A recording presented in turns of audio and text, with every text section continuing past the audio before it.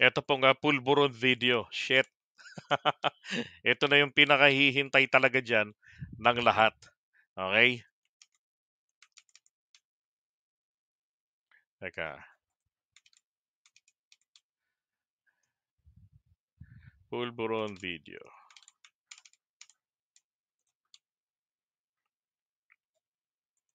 Ito. Mayor, ayoko patulan to pero narinig ko kanina si Attorney Harry Roque talagang nagsalita at nagtanong din. Tignan nyo ha, gano'ng kagrabe yung mga pananalita ni Harry Roque na babanggitin ito. Vlogger Maharlika Mhm. in social media is masyadong sikat ngayon yung sinabi niya. May video daw siya na si Ito na naman tayo may video na naman May video na naman daw si Maharlika. Tungkol kaya saan yan? BBM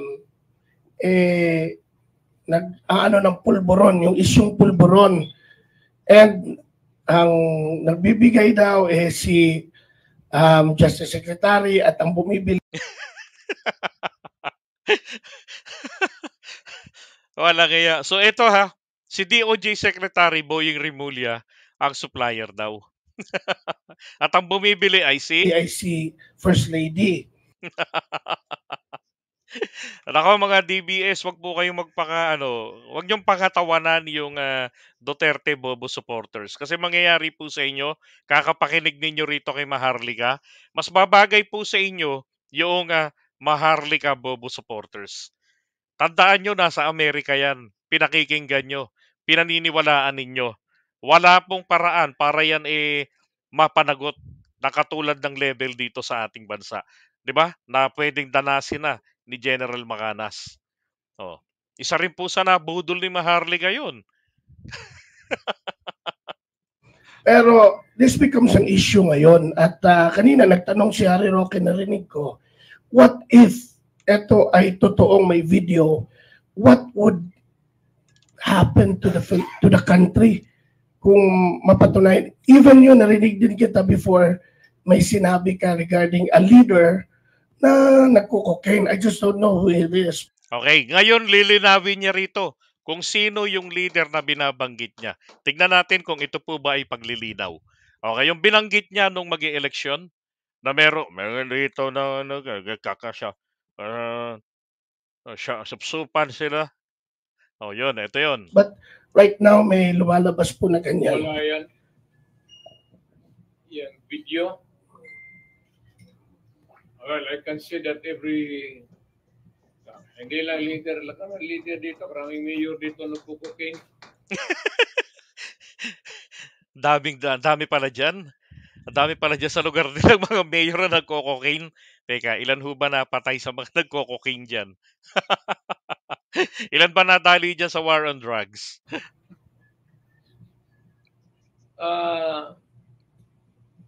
There's no such thing. Kasi kung nandyan pa yan, matagal na lumabas yan. Okay, there's no such thing referring to the pulburon video ni Maharlika. Ha? Paano to? Ito seryosong-seryoso oh. Ngayon ko lang natanggap panibagong source, sabi niya, sir. Si BP Sara, meron na rin siyang kopya ng video na yan. So, inanalyze ko kung si Attorney Vic may kopya. si PRRD may kopya. Ang natural, madali for BP Sara na mabigyan na rin siya ng kopya. Loko rin talaga to si Macanas no? Pinagpipilitan So tinatanong nga raw po ni Harry Roque, paano kung merong ganong klaseng video? Katulad rin naman po yan itong isang to ito ay damage control na nila. Pagkatapos ng magsalita na po ang AFP, ito nag-isa-isa kasi nagipit na sila Nagipit na sila kung kailan ba talaga ilalabas. Ang sabi nila Maharlika, ilalabas ang video 5, 'di ba? Sabi nung kampo nila. Ang nangyari, walang video. Ito mismo si Maharlika, ang Panginoon ni Macanas sa fake news. Wala po sa akin ang pulburon video, okay? Hindi ko nakita. Okay, pero merong pulburon. Alam din ni Senator Amy yan. Alam niya yan, alright? But ako, gusto ko maging tapat sa inyo dahil hindi ko nakita yung pulburon video. Actually, may nag-ano sa akin yan, may nag-umusap sa akin tungkol dyan, na i-release yan. Hindi ko alam kung totoo yung pulburon video or whatsoever. Pero, if ever na lumabas siya, ano sa tingin nyo, Kuya Miko, Derek, at saka Sas, yung magiging consequence niyan? Kung sakaling may lumabas. Ako coming from the production industry, it can easily be said na with their stupid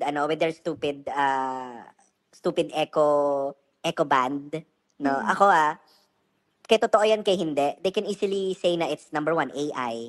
Secondly, alam mo yun, Excuse. ang dami excuse niyan though you know, people are very visual. Hindi ko alam kung anong mawawala sa kanila, pero ano yan, yanig yan, as in, yanig talaga yan, sure ako. I was asking Senator Amy. Okay. Yanig yan, sure ako. Ang tanong, may lalabas ba?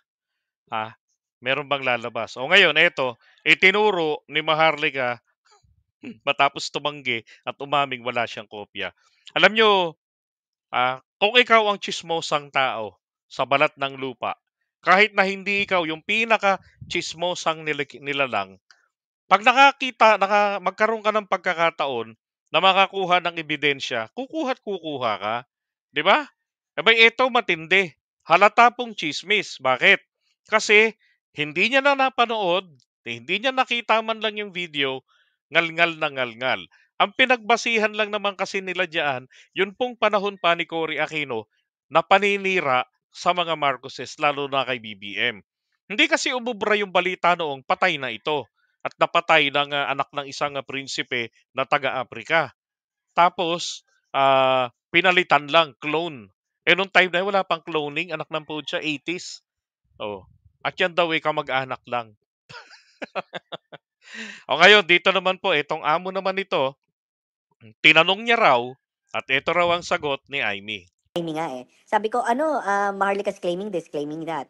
Meron bang video? Ganyan. And then, Senator Amy is just looking at me and saying, for the longest time tayo ang magkasama. I wouldn't know. Sabi niya gano'n. Sino? Saan? Ganyan. Kaya sabi ko, pero, alam mo naman ako, Joey, Coco, may idea ako kung nakanino yan. Kung meron man, may idea talaga. Ako wala po akong idea. Of course, coming from the dead, wala ka talagang idea, talagang completely. Aminin niya sa iba. Diba? Meron iba. Oy, shoutout ka pala rito sa isa pa rin nating kabaro, DJ Byron, Music and Topic TV. Ayan, alam niyo, sabi ko nga sa inyo, ilan na lang kami ang nanatili pong may paninindigan. Ay, nako. Alam ko, isa pa si Palerista, si Alibugha, si Top One. Yan po yung mga alam ko ng mga hindi ho budol. Kasi merong iba dyan budol, ginagamit lang yung salitang loyalista at apelidong Marcos. Basta Marcos. Marcos pa rin ako. See no evil, hear no evil. Ayan, budol po yung ganun. Okay? Ngayon, balikan natin si Pangulong Duterte. Hoy! Wala yan. Okay. Okay. Ulitin natin yung part na ito. Ito yung pinaka-importante rito Okay, itong pulburon video na to Ganun lang yan kasimple to na sinabing ala yan. Na nagko-cocaine. I just don't know who it is. But right now, may lumalabas po na ganyan. Wala yan. Ito. War. Yan. Mayor, ayoko patulan to, pero narinig ko kanina si Attorney Harry Roque talagang nagsalita at nagtanong din.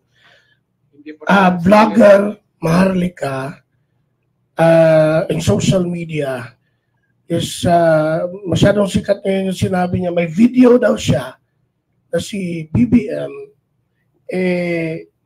ng pulburon, yung isyong pulburon. And ang nagbibigay daw si Justice Secretary at ang bumibili ay si First Lady. Pero this becomes an issue ngayon at kanina nagtanong si Harry Roque, narinig ko, what if ito ay totoong may video, what would happen to the country kung mapatunayan? Even yun, narinig din kita before, may sinabi ka regarding a leader na nagko-cocaine. I just don't know who it is. But right now, may lumalabas po na ganyan. Wala yan. Yan, video. Well, I can see that hindi lang leader, leader dito, maraming mayor dito nagpo-cocaine.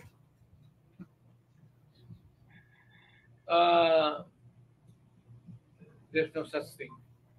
Kasi kung nandyan pa yan, matagal ang lumabas yan.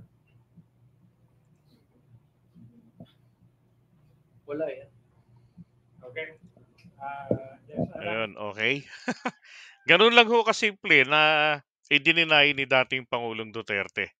Oh, yung video na yan.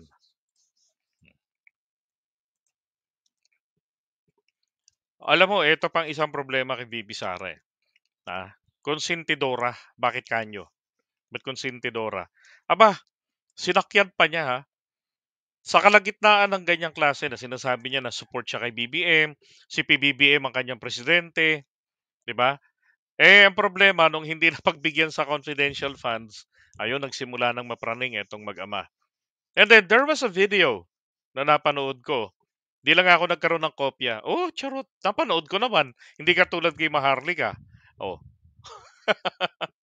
May mga vloggers kasi na nakakuha ng kopya niyan. Si Go Philippines, yung aking kaibigan, Go Philippines. Nakakita ng video niya ni Sara, ni VP, na namimigay ng pulburon, tapos sinasabi daw na nakaka-addict ang pulburan. Kung di ka ba naman tonta, bakit mo bibigyan yung batang paslit ng pulburon? Tapos sasabihan mong nakaka-addict ang pulburon. 'Di ba? Anong sinusubukan niyang i-imply dito? 'Di ba? Bata pa tinuturuan na ng mali, pinupulyot na yung utak. Yung bata tuloy anong gagawin nun? Magtatanong 'yan. Nakaka-addict po ba pa talaga ang pulburon? 'Di ba? So yung magulang ay maku-curious. Paano nangyaring, 'di ba? Coming from the Vice President, DepEd Secretary.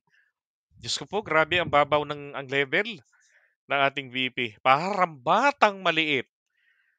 Yun lang siguro yung umakma sa kanya sa DepEd, pangbata eh. 'Di ba? Hindi dapat ganun.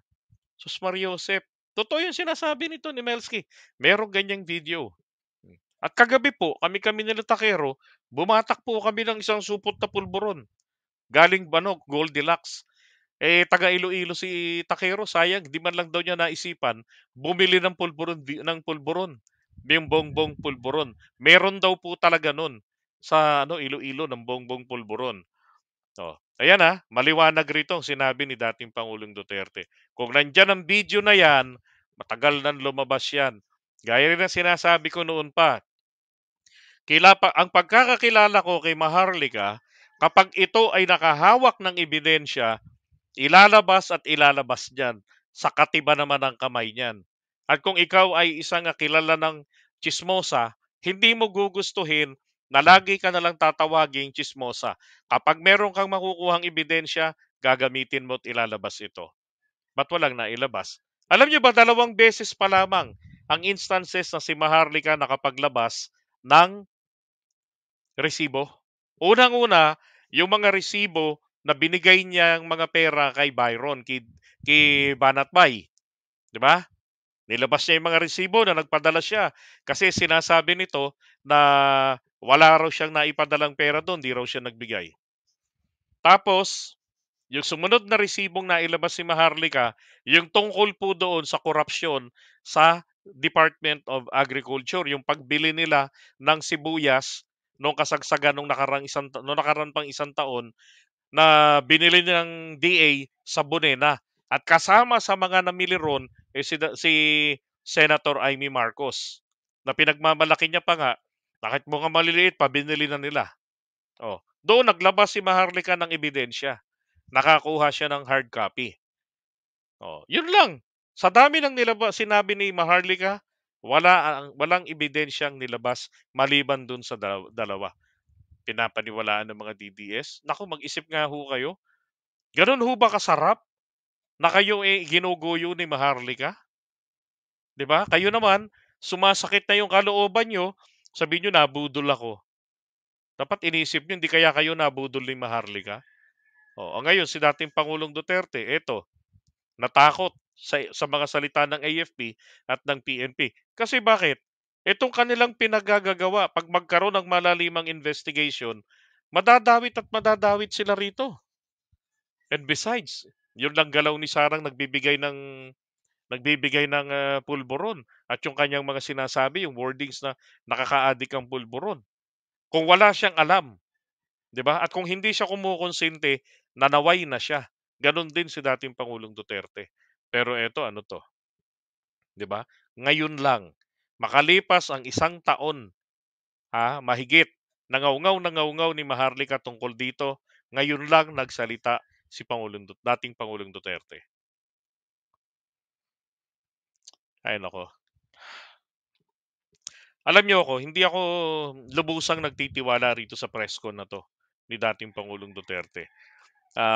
Pero ito po ay malaking epekto rin. Damaging ito, lalo na roon sa mga bloggers nila, sa mga fake news, yung mga kumakapit dito kina Maharlika, gaya ni Dado, gaya nito ni Macanas. Yan. 'Di ba? Ay nako, kaya po, yung sabi ko nga kanina, congratulations po sa taong bayan. Bakit? Kasi nagkakaroon po ng pagkakataon ngayon na mismo naipit na ang kanilang amo. Kumanta na, ang problema lang ng kanta, laglagan version. 'Di ba? Ano kayang gagawin ngayon? Paano ito i-reconcile ng mga DBS? Okay, ng mga DBS na ito statement ni dating Pangulong Duterte. Aatakihin na ba nila to? Sasabihin na ba nila naman ngayon, release PRRD. Kinokontrol na ng babaeng ahas si PRRD. Free PRRD. Ano, magagaganyan na naman kayo? 'Di ba? Malamang gano'n na naman ang gagawin nila. Tinakot yan. Matanda na yan, kaya tinakot nila. Ganyan. Punersa nila na press con. Ganun lang malamang ang sasabihin. Now, to Attorney Harry Roque, yung hamon mo na magpa-drug test si PBBM. Ako. Ang hamon ko naman nga sa kanya, ilabas nyo ang video. Walang ilalabas na video. Yung hulihang tao na itinuro ni Macanas, wala ring video. 'Di ba? O baka si VP Sara tahimik, di pa nagsasalita. Ano ba naman 'yan? Tahimik na nga sa China, dito pa sa DSTAB at saka sa Pulburon, tahimik pa rin. 'Di ba? Baka gustong magsalita bukas o kaya mamaya. So wala silang mailabas. So, for PBBM, hindi kailangan magpa-drug test. Dahil common sense na lang, isa na lang ang bato, kakargahan mo pa ng droga. Ano ka, nagmamadali sa hukay? Presidente ka, alam mo konting pagkakamali mo. Yun nga lang, wala kang ginagawang mali. Nakatutok ang mata ng mga demonyo. Kaya nga sinasabi ko, dapat si PBBM magpakita ng katangian, ng katulad ng sa isang leon, katangian ng tapang. Gaya ng tinaglay ni Erap noon. Tinaglay niya na yung talino. Tinaglay niya na yung talino ng isang lobo. Kailangan naman niya ngayon ang tapang ng isang leon. Para maging katulad po siya ng tatay niya o higit pa itong si Gloria Arroyo. Tanging presidente na dinidi-estab ng ilang ulit, hindi napatalsik sa pwesto. Manapa, ang mga nagde-destabilize kay Gloria, naku po, sa kulungan, sumasabit. Yan ang kailangan po ni PBBM. Sa harap ng mga demonyo na nakapaligid sa kanya. Lahat ng mga